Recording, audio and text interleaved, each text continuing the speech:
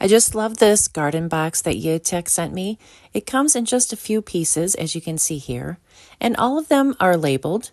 You get a bag of hardware. It took my husband about 15 to 20 minutes to assemble this garden box. And here it is on my back patio. I really love the color of the wood, and the accent pieces on each corner make it really cute, as you can see here. And then there's also some drainage holes in the bottom that will prevent your dirt from getting too soggy.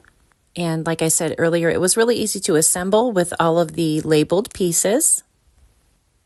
It came with an easy-to-read instruction manual. As you can see here, this is measuring at 46 inches long, and it measures 30 inches high. This garden box is very sturdy. It's not wobbly at all. It also comes with a weed mat insert that comes across the bottom and up to the sides. This garden box is going to really come in handy this summer. I love mine, and I think you'll love yours too.